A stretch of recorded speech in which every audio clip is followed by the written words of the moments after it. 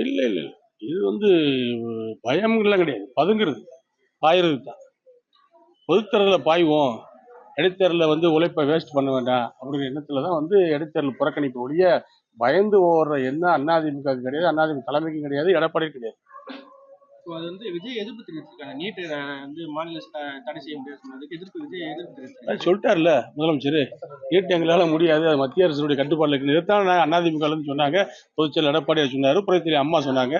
எல்லாரும் இதுதான் நாங்க சொன்னோம். அது வந்து இன்னைக்கு வந்து வேற வழி இல்லாம முதலமைச்சர் ஒத்துக்கிட்டார்.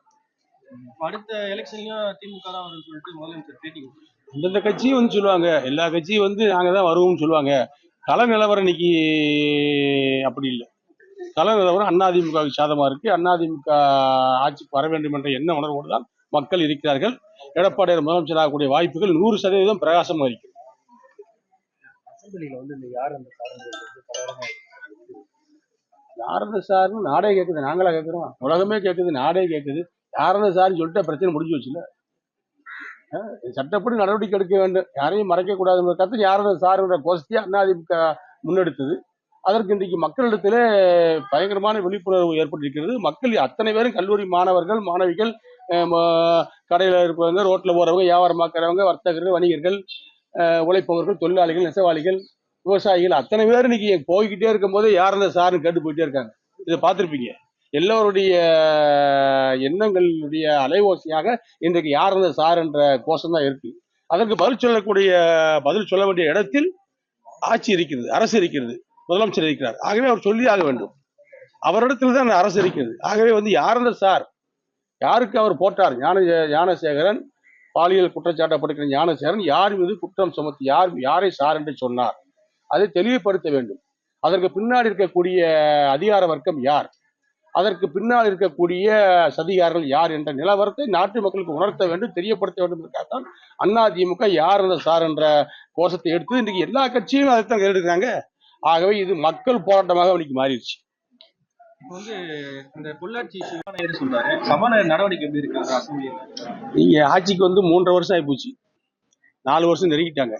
இன்னமும் வந்து அதிமுக பத்தி குறை சொல்றதுல அர்த்தமே கிடையாது. இன்னைக்கு நடக்கிற நிகழ்வுகளுக்கும் இதுக்கு முன்னாடி நடந்த நிகழ்வுகள் தாமதமானதற்கும் எல்லா பிரச்சனைகளுக்கும் இந்த அரசு தான் பொறுப்பேற்க வேண்டும். அதுல வந்து சப்பக்கட்டு கட்டுவது என்பது தவறான செயல். ஆகவே இந்த அரசு வந்து குற்றவாளிகளுக்கு சாதகமாக இருக்கிறதோ என்ற சந்தேகம் மக்களிடத்தில் வந்திருக்கிறது. குற்றவாளிகள் தப்புவதற்கு வழிவகுக்கிறதோ என்ற சந்தேகம் வந்திருக்கிறது.